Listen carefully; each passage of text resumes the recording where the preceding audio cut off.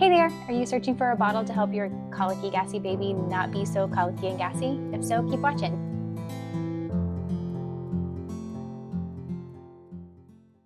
Hello again, Stephanie here. I am a board-certified lactation consultant serving the Central Florida area, and I just wanted to share a few tips on how to help your baby who is maybe taking a little too much air from a bottle.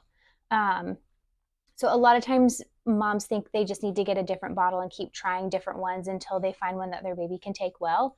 Sometimes, yeah, you have to do that. Most of the time you don't though. I see this a lot in the mom groups. They'll ask questions, what bottle are you using for your baby to help them not take so much air? And the interesting thing is that there are 50 comments and not a single duplicate. They're all different bottles. And here's the reality. Bottle companies are really good at marketing. They are not going to say, actually, my bottle sucks for babies who are colicky. We are not the right choice. They're all going to say, we are specifically designed to be exactly like the breast and to not let your baby get in any air, because nobody wants their baby to get in any air. And for whatever reason, being exactly like the breast is like a keyword that they have to hit or something. Just don't fall for it. You just have to figure out where the air is coming into the baby's mouth and then figure out ways to just kind of help it. There's specific techniques that I want to show you real quick to help you with this. So have your bottle, whatever you choose. I really like the Lancinol MoMA. They flow a little bit fast. You can buy replacement ones, but they're under the brand name Pigeon. It would be like the Pigeon SS. They flow a little bit slower, but they're the same shape. I love this shape. So obviously you don't want to feed them in this position, right? They're just going to get milk pouring and pouring into their mouth, and that's never going to feel good for them. But so in a semi-seated position or in a sideline position, and I actually have another video about feeding in the sideline position if you need help navigating that, but it's kind of my favorite. Okay, so I noticed that a lot of babies get in a lot of air around their lips. Babies who have extra tension here, sometimes a lip tie, cheek ties, things like that, they just can't form a good seal around the bottle nipple. And if you can't do that, you're going to get air. So to help with that, you can kind of imagine the baby latched on. You're going to hold the bottle kind of by the collar with your finger, your pointer finger, and your thumb. So get the baby to latch onto it.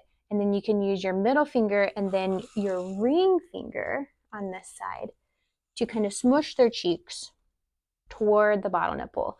That's going to help fill in any of those gaps right there.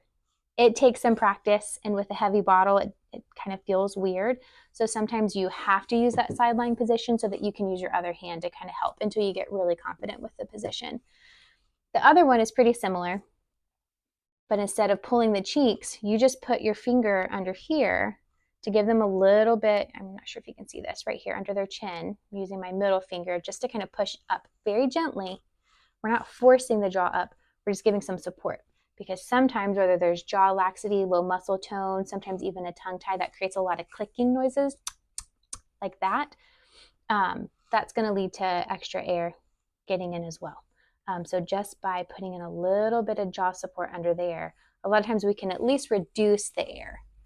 Now, this doesn't mean that long-term you can just not address what's going on with the mouth. Again, if there is just kind of tension around the mouth, keeping them from forming a seal, there are things that you can do to work on that. Massage techniques, oral function, therapy, getting ties released if you need to. Same thing with the tongue.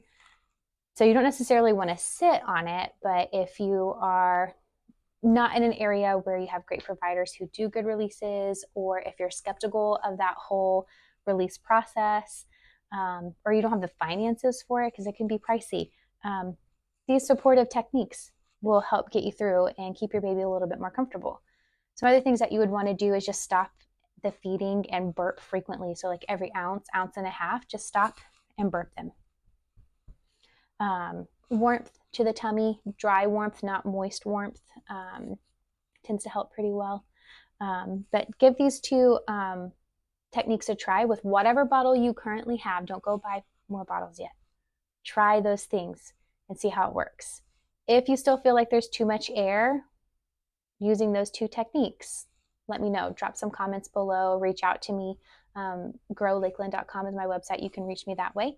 And I'd be happy to help you out and let you know if A, it's time to try another bottle, or if, hey, maybe we need to escalate this and get you in for an appointment. But yeah, hope that helps.